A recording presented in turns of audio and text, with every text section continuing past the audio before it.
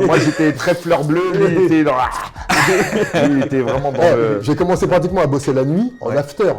C'est-à-dire que j'arrive en 93, je fais quelques soirées hip-hop, quelques soirées grunge, quelques soirées techno, tout ça. Et j'arrive, je rencontre Dominique Jouan en 92, 93, et il décide d'ouvrir des afters.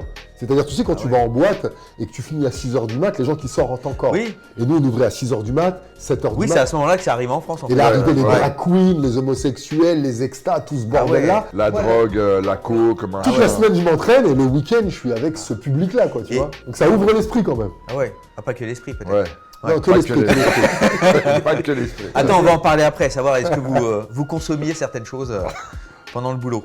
Là, franchement, super sobre. Ça nous arrivait de boire un coup, de fêter la victoire, de ne pas boire pendant des mois, et après une victoire, aller de se murger la gueule, de boire un coup. Moi, ça m'arrivait de tirer de temps en temps sur un pétard, mais on était super sobre. J'ai jamais pris d'extase, jamais pris de coke, tu vois. Alors, peut-être que aussi le fait qu'on fasse la sécu et qu'on voit les gens dans cet état-là, ça nous mettait de la distance. On les voyait dans les états de malade mental. Ça calme. Ah, les acteurs, c'était particulier. Genre des 3 jours non-stop sans dormir, sans machin.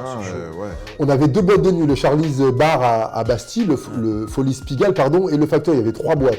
Et moi, entre-temps, on faisait une sécu, on allait dormir. Pigalle, il y avait une réputation de fou. On faisait une sécu, on allait dormir, et on voyait des gens qui, eux, enchaînaient le Factory, le Charlie's, le Folies sans dormir. Ça posait des questions quand même, quoi. Tu vois, les 90, les extas, les cachetons.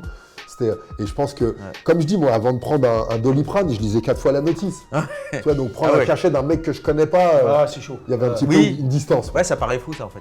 Moi, je me souviens d'une meuf qui venait au Charlie's Bar à l'époque. Franchement, qui était. D'ailleurs, tu l'es. Bref. Comment ça, bref? Mais non, pas bref. Non, bref. Mais non, pas bref. Finis ta phrase. Il y avait une gonzesse qui venait au Charlie's Bar, qui était très sympathique. Sur une période d'1 an et demi, je l'ai vu dépérir. Ah, c'est chaud. Parce que les substances, la nightlife, parce que tout un tas de trucs. En 1 an et demi, elle est passée de putain, elle est super bonne. C'est dégradé, quoi. Mon fantasme à je la toucherai pas avec. De bombasse à crasseuse, quoi. C'est chaud, quoi.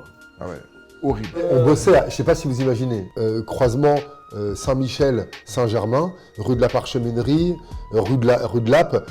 Le dimanche, donc nous on ouvrait à midi le dimanche, t'avais les scouts, t'avais les familles, t'avais l'église, t'avais les touristes.